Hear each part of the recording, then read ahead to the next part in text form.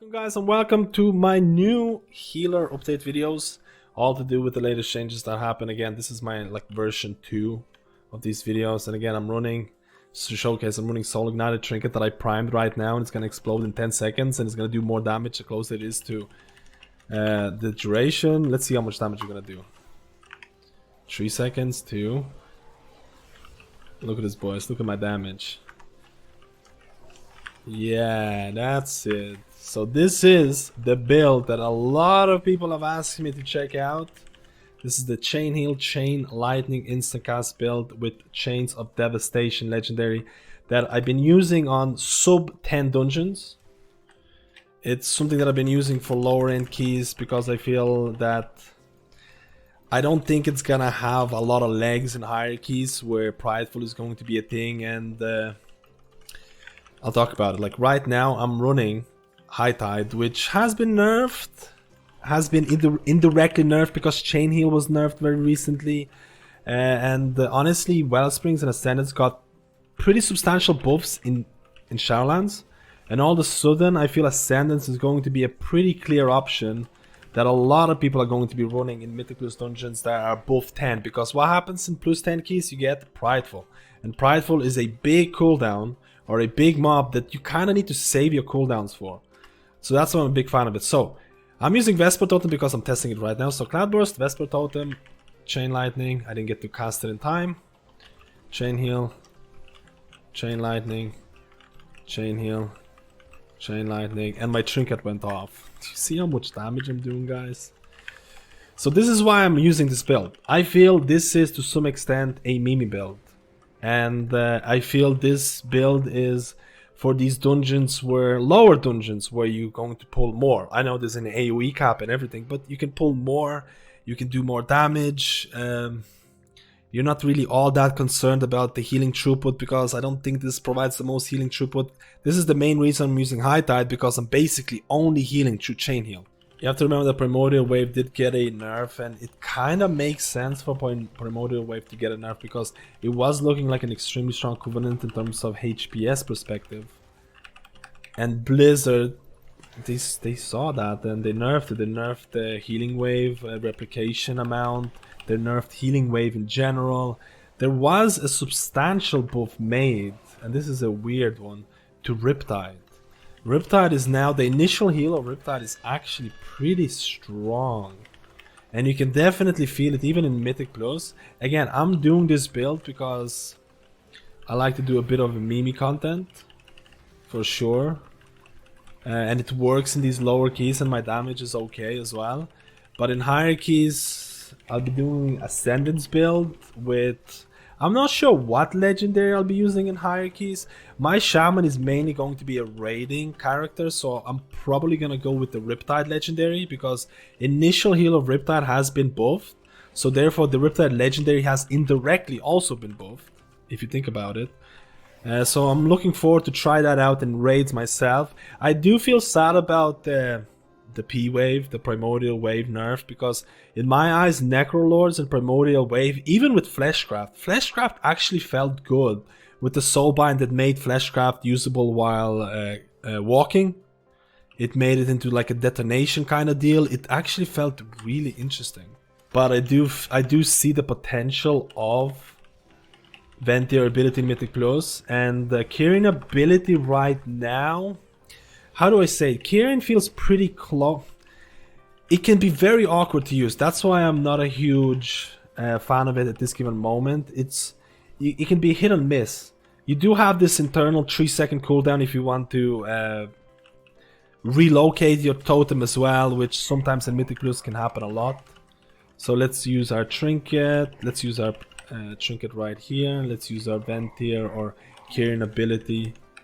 Vesper Totem, we're dealing damage. We're dealing damage. There's going to be adds here. Our Trinket is going to come down in 2. Let's try and get everything. Our Trinket, we're top DPS right now. We're going to use Healing Wave, Chain Heal. Again, on higher key, this actually deals damage, which feels awkward. On higher key, this definitely top DPS. Let's go, boys. This is why This is why I like this build and I like this trinket. Soul Igniter is insane in terms of what it can provide. It can definitely feel insane. I don't have it after this. I'm gonna use Earth and Wall Totem. This guy needs something. Oh, he's blocking. Okay. We're gonna use Vesper Totem. We're gonna use Chain Lightning, Chain Heal, Chain Lightning, Chain Heal. Vesper Totem is a bit far off, and I think I missed a couple. You see, it was a bit awkward for me to use it properly, and it ended up costing me in terms of the damage that I did. I think he's going to ignore it as well.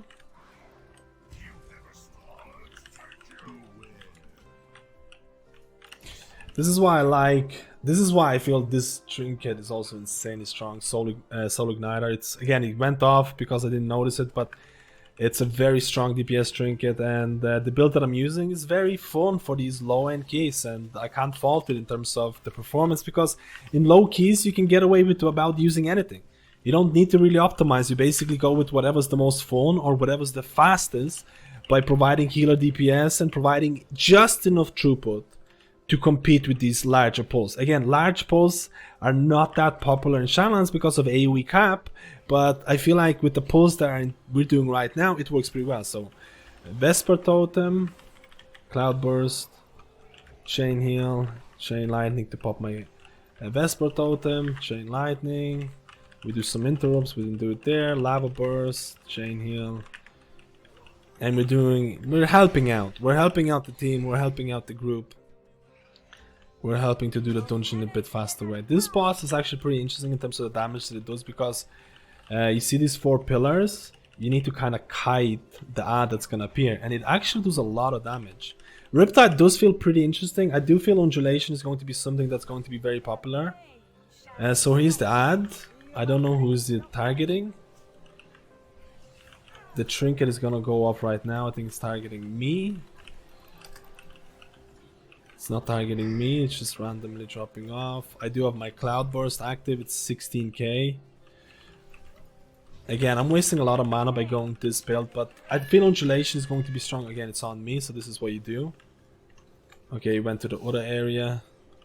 We put Cloudburst, we put Instant Chain Heal, Riptides. Riptides are pretty strong right now. The initial heal of Riptide is really big.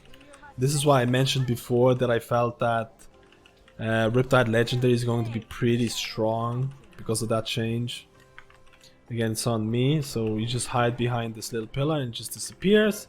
I have my Cloudburst active. I'm gonna use my Lava Burst. Again, I do miss Ignis Potential a lot. So I'm gonna keep my buff going by casting Chain Heal or Chain Lightning in that instance. We're gonna put Riptides.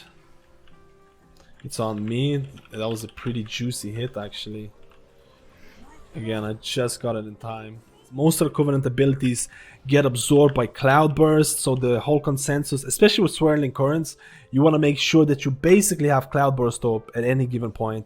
This is my Swirling Current stacks, this is my Cloudburst right now, and then you kind of want to use your, you know, your Kyrian, Vesper Totem, your Ventier, Chain Harvest and things like that, all of those abilities in order to get the maximum healing absorption into Cloudburst. That seems to be the general consensus of what Blizzard is trying to achieve with a lot of these builds, that a lot of it is absorbed by Cloudburst, which is interesting. I hope that's not going to change, because if you look at BFA, a lot of the Azerite trades initially worked with Cloudburst, but then they were removed because they were very choosable. This build that I've been using, this legendary here with Chains of Devastation, it's pretty interesting, it's pretty fun in lower end keys. In higher keys I would definitely try and optimize Ascendance. I feel Ascendance is probably going to be the go-to choice for majority of Resto Shamans doing Mythic Plus content, because having a 3-minute cooldown for Prideful seems very, very important in order to deal with.